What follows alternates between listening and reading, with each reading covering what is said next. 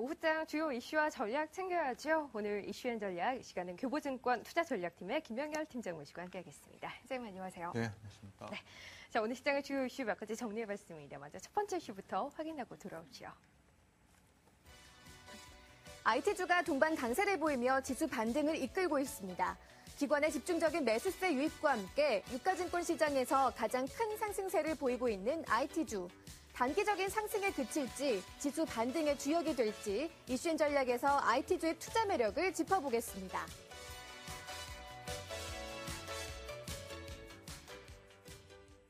IT주 가운데서도 어제는 LG전자는 일단 어제도 강한 모습이었고요. 오늘 LG전자 강하게 오르고 있고 LG이노텍이 또 아주 가파르게 오르고 있습니다. 며칠 지수 방향성에 대한 고민까지 하게 했던 삼성전자까지도 오늘 반등을 하고 있는데 IT주 오늘 강하게 오르는 것 의미 어떻게 부여할 수 있을까요? 네, 우선 단기적으로 IT주들이 오르고 내릴 때마다 시장의 전체 시장에 대한 심리로까지 조금 확산되는 부분이 있고요. 또 IT 업황에 대한 의구심까지도 시장에서 제기가 되면서 다소 좀 주가의 변동성이 확대된 측면이 있습니다. 하지만 우리 주식시장에 대한 믿음을 갖고 있다라면 IT 어떤 업종에 어떤 뒷받침이 있지 않고서는 우리 증시의 어떤 상승도 현실화될 수는 없는 부분이기 때문에 IT주들 업황에 대한 논란을 갖고 시장에서 말한다라는 것은 큰 의미를 갖기 어렵다라고 판단이 들고요. 어제까지도 삼성전자에 집중된 매도의 원인은 어떤 갤럭시 S4 출시에 따른 재료 노출의 의미나 아니면 스마트폰 관련 산업에 대한 업황 둔화 가능성에 대한 우려 측면보다는 그만큼 IT 업종이 우리 주식시장에서 차지하는 비중이 크다라는 것을 의미할 수가 있습니다. 전체 시장에 대한 어떤 그 조정 압력 자체가 커지는 것이 IT 업종에 대한 집중적 매도로 표현됐다라고 볼 수가 있고요. 하지만 오늘의 반등의 모습을 보여주는 것에서 알 수 있듯이 다시 종합주가지수가 2000선을 탈환하게 된다면 그 주역은 IT일 가능성 자체가 크고 앞으로도 지수가 상승하게 된다면 다른 업종보다 IT 업종에 대한 어떤 지배력이 좀 더 강화될 수 있다는 점은 크게 변화되지 않는 진실이 될 것으로 판단합니다. IT주가 시장을 대표하는 우리 시장에서의 대표주로서의 역할을 갖고 있기 때문에 지수가 하락하는 과정에서 이쪽으로 수급이 악화될 수 있고 또 올라오는 과정에서는 이들이 가장 먼저 튀어오를 수 있다라는 설명이었는데 그렇다면 IT주 밀릴 때 담으라라는 얘기도 사실 지수가 올라간다라는 것이 전제돼야 가능한 얘기가 될 것 같아요. IT주 안에서도 전략 어떻게 꾸려가야 할지 함께 좀 전략 좀 세워주시죠. 네, 당분간 IT 업종 내에서의 어떤 다양한 이슈들이 시장에서는 제기될 수가 있습니다. 최근 디램 가격이 가파르게 오름세를 보여주었다는 부분 때문에 다시 반도체 관련주에 대한 관심도 커져가고 있고요. 휴대폰 부품 관련주들이 조금 모멘텀을 잃은 것이 아니냐라고 볼 수도 있겠지만은 오히려 갤럭시 S4가 실제적으로 출시된 이후의 어떤 판매 현황에 따라서 다시 한번 시장에선 부각될 가능성 자체도 있다는 점입니다. 특히 IT 업종의 현재 직면해 있는 변수 중에 하나는 글로벌 수요 환경 자체가 조금씩 약화됨으로써 본격적인 마진 경쟁에 들어갈 가능성 자체가 높다는 점입니다. 이는 전방 산업 쪽에서는 수익성을 유지하기 위한 원가 관리에 노력할 가능성 자체가 높고 이에 대해서 과거에는 뭐 가격 후려치기라든지 원가 후려치기 뭐 이런 표현 등을 써가면서 어떤 그 부담을 중소기업에게 떠넘기는 경향들이 있어 왔지만 요즘 시대가 그런 상황에서 버텨나갈 수는 없는 부분이지 않습니까? 좀 더 효율적인 제품에 대한 어떤 관심 등이 커져갈 가능성이 있다는 점입니다. 하지만 최근 IT 관련주들에 대한 유망 종목 선정 과정에서의 기준은 저가인식으로 주식을 살 것이냐 아니면 이익이라든지 여러 가지 모멘텀이 장착된 주식을 살 것이냐 이 양갈래에서의 어떤 무게중심의 이동이 계속 분단하게 있다는 점을 들 수가 있는데요. 앞서 말씀하셨던 것처럼 최근에 LG전자가 강세입니다. 뭐 신규 폰에 대한 평가가 나쁘지 않다는 측면도 있지만 아직까지 실적으로 드러난 부분은 없거든요. 네. 결국 LG전자나 오늘 LG이노텍, 최근에 뭐 삼성전기라든지 SDI, LG 디스플레이주들이 움직이게 되는 가장 큰 원인 중에 하나는 PBR 관점으로의 어떤 투자 매력이 크다는 측면입니다. 그래서 실적이 언제 좋아질지는 모르겠지만 우선 싸기 때문에 이런 주식이 우선 주가 어떤 선호돼야 된다는 분위기가 강해질 때는 단기적으로 저 PBR IT주들이 선호될 가능성이 있겠고요. 오히려 최근 디램 가격의 상승이라든지 아니면 스마트폰의 업황이 유지되고 삼성전자 1분기 실적의 기대가 높아졌다라는 쪽으로 만약에 전환되는 스토리가 나오게 되었을 때는 오히려 PER 관점으로서의 매력이 높은 SK 하이닉스라든지 아니면 삼성전자에 대한 추가적인 관심이 시장에서는 부각될 수가 있다는 점입니다. 따라서 당분간 IT주들에 대한 어떤 투자 관점은 가격적으로 접근할 것이냐 아니면 모멘텀적으로 접근할 것이냐 이 양갈래의 어떤 무게중심의 이동에 따라서 선택하시는 것이 필요할 것 같습니다. 알겠습니다. 일단은 시장을 대표하는 IT주 전반적인 투자 전략 어떻게 세워야 할지 잣대에 대해서 얘기를 좀 해봤는데요. 이어서 시장 전체적인 전략에 대한 분위기에 대한 판단해보도록 하겠습니다. 두 번째 이슈 확인해봅니다. 코스피 지수가 개인과 기관의 동반 매수세와 프로그램 순매수에 상승폭을 확대하면서 1980선을 회복하고 90선 탈환을 노리고 있습니다. 하지만 나흘째 순매도 보이고 있는 외국인의 수급은 여전히 불안 요인으로 남아있는데요.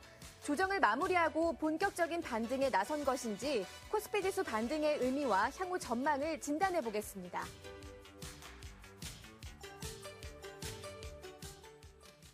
주말 동안 키프로스발 유로존 악재가 불거지며 이번 주 첫 번째 거래일부터 글로벌 증시 전반적으로 조정을 좀 받았습니다. 글로벌 금융시장에서 안전자산으로의 선호가 좀 더 부각된 하루였고요. 하지만 오늘 본다면 국내 증시만 반등하는 것이 아니라 아시아 증시 일제히 반등하고 있고요. 달러의 강세도 좀 제한적입니다. 유로화도 더 떨어지지 않고 있고요.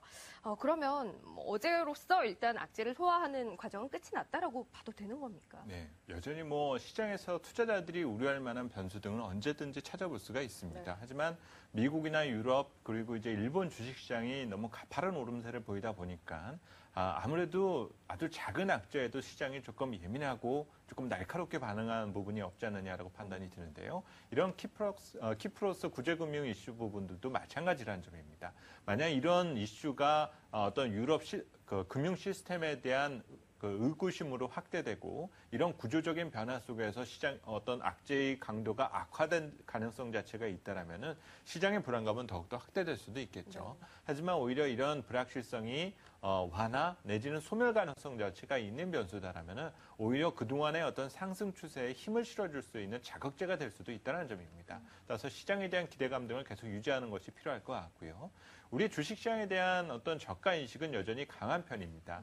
지난 3월 저희 월간 전망 를 기점에서 저희가 강세 마인드를 가져야 된다는 쪽으로 조금 불리시하게 투자 의견을 지금 바꾼 상태인데요. 가장 큰 배경은 역시 장부 가치를 기준으로 한 투자 매력 자체가 크다라는 점입니다. 이전에도 보여드렸었던 차트인데요.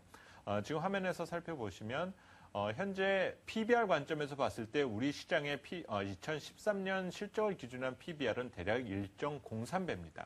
그런데 여기서 삼성전자와 현대차, 기아차 이 빅3 종목을 빼고 나서 보면 0.96배라는 점입니다. 이 0.96배라는 수치는 지난 2008년 금융위기 당시 수준으로 돌아갔다라고까지 볼 수가 있는데요. 지수의 레벨이 별로 달라졌음에도 불구하고 우리 시장의 장부가치 매력 자체는 그만큼 커졌다는 점입니다. 그러다 보니까 최근 2000선이 무너질 때마다 정통부 자금, 연기금 자금 등과 같은 아웃소싱 기관들이 계속 시장에 조금씩이라도 매수에 나서게 되는 가장 큰 배경은 이런 절대 밸류에이션 관점이 있다고 볼 수가 있겠고요. 네. 따라서 시장에 대한 어떤 기대감 등은 여전히 익어가고 있고 다만 최근에 어떤 외국인 수급 측면에서의 어떤 교란이 나타나게 되는 현상은 뱅가드 벤치마크 변경이라든지 푸츠 구성 종목에 대한 변경 등과 같은 다소 좀 시장의 외적인 요인에 따라서 나타나는 현상이기 때문에 너무 무리해서 큰 의미를 부여하는 것은 조금 자제해야 될 부분으로 판단합니다. 싸고 국내 기관들 때문에 밀릴 때마다 담고 있긴 합니다만 일시적인 요인이라고 하더라도 말씀하신 이유들 때문에 외국인의 수급은 좋지 않습니다. 일단 선물 시장에서의 흐름은 어제 오늘 좀 개선이 돼 있는데요. 현물 시장에서는 외국인 계속해서 매도 공세 일관하고 있죠.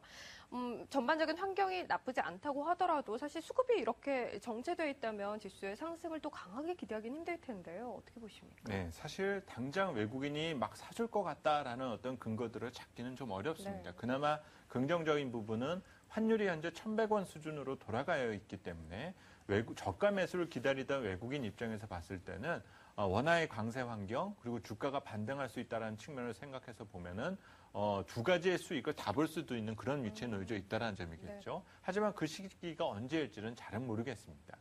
올 들어서만 일본 주식시장에서는 60조 원에 달하는 매수를 보이는 외국인 투자자들이 국내 시장에서는 이렇게 관심을 보이고 있지 않기 때문에 마치 글로벌 투자자들이 이제 한국 시장에 대해서는 등을 돌린 것이 아니냐라는 우려까지도 시장에서 네. 제기가 되고 있는데요. 개인적으로 결론부터 말씀을 드리면 한국 증시를 외면했다라는 측면보다는 한국 증시에 대한 투자 우선순위를 조금 뒤로 미뤄뒀다라는 표현이 조금 더 맞을 것 같습니다.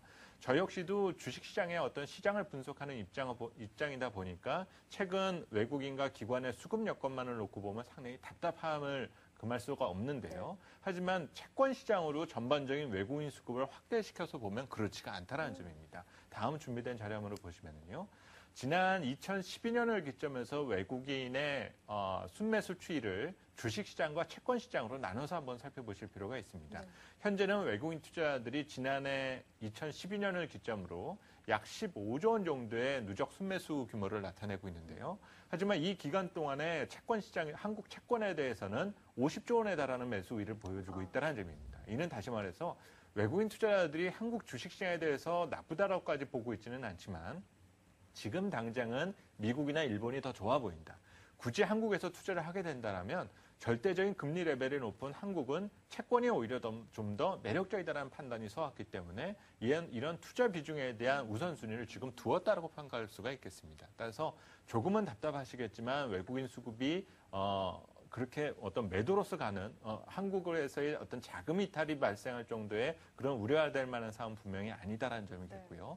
점진적으로는 이제 외국인 투자자들도 한국 주식시장에 대한 어떤 매력을 느낄 수 있을 만한 시기가 있기 때문에 그때를 대비하기 위해서 투자자들은 조금 더 저가 매수에 대한 강도를 높이는 것이 필요한 때이지 않겠냐고 보여집니다. 그러면 지금은 좀 기다리는 기간이 될 수 있다라는 판단이 가능할 텐데요. 기다리면서 어떤 전략으로 시장에 대응을 해야 할지 마지막 이슈 확인하고 오겠습니다. 시장 반등 구간, 시장 전체와 종목 중에 어디에 초점을 맞춘 대응 전략이 유리할지 지금부터 대응 전략을 모색해 보겠습니다.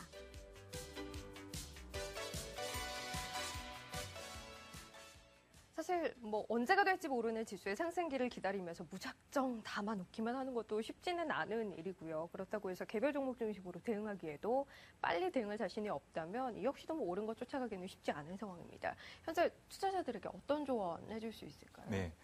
최근 시장의 어떤 투자자들의 행태를 살펴보면 다소 좀 바텀업 스타일의 어떤 투자 전략이 너무 오랫동안 각광을 받다 보니까 시중 자금에 대한 어떤 쏠림 현상이 상당히 강한 편입니다.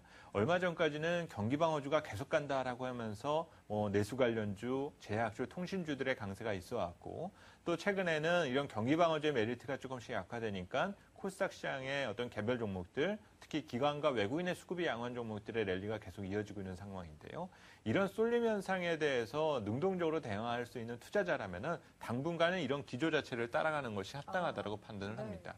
그만큼 코스닥 시장에 자금이 집중되는 것은 단기 실적 변수보다 향후 성장 가치에 대한 투자 매력을 현재 시장이 어필하고 있고 이에 대해서 투자 자금이 몰리고 있는 상태이기 때문에 당분간 코스닥의 랠리가 조금 이어질 수 있는 여지는 있다라 판단해 볼 수가 있겠고요. 하지만 이런 흐름을 조금 따라가기 어려운 투자자라면은 앞서 말씀을 드렸었던 것처럼 이제는 대형주에 대한 저가 매수 시기를 계속 고민해 나가는 과정 자체가 필요하다는 점입니다. 앞서 외국인이 언제 살지도 모르겠는데 이 시점이 이제 사야 되는 시점이다 단정져서 말할 수는 없겠지만 점진적으로 외국인의 태도도 바뀔 수 있을 만한 확률도 있고 우리 시장 대형주들에 대한 어떤 저가 인식도 포함이 되어 있다는 점입니다. 따라서 전반적인 어떤 수급의 형태 그리고 단계적인 어떤 시장의 시중 자금에 대한 어떤 변화 등을 캐치할 수 있는 투자자라면 당분간 개별주에 대한 어떤 단기 대응 전략을 유지해 나가는 것은 유효할 것이다라고 판단이 들고요. 하지만 이미 종합주가 지수가 2000선 이하의 영역에서 위치해 있는 상태이기 때문에 점진적으로는 저가 인식 강한 대형주들에 대한 관심을 확대하는 것이 필요할 것 같습니다. 싸다고 해서 사실 뭐 지수 오르는 과정에서 다 함께 강하게 올라가기는 힘들 텐데요. 가장 좀 힘이 있을 것으로 보이는 쪽은 어디가 될까요? 네, 우선 최근에 LG전자의 움직임이 가장 좀 대표적인 사례다라고 판단이 듭니다. 당장 실적이 검증된 부분은 아니지만 이제는 더 이상 저가 인식이 크지 않다라고 평가받는 부분이 바로 그런 이슈다라고 볼 수가 있는데요. IT 업종 내에서는 결국 그동안 소외 기간이 길었었던 종목들에 대한 관심이 유효할 것으로 판단이 들고요. 업종별 어떤 시장의 변화에 있어서의 관심은 얼마 전 주가 상승이 진행되어 왔었던 조선주들의 상황이 가장 매력적인 부분으로 평가해 볼 수가 있습니다. 마찬가지로 향후 시장의 반등이 외국인이 중심에 서고 그 외국인의 어떤 매수 형태가 프로그램 성격을 띄게 된다면 최근 가격 조정을 받은 금융주들에 대한 어떤 주가의 반발력도 점검하시는 것이 필요할 것 같습니다. 네, 알겠습니다. 오늘 이슈앤 전략 교보증권 투자전략팀의 김영일 팀장 모시고 함께했습니다. 팀장님 고맙습니다. 네, 감사합니다.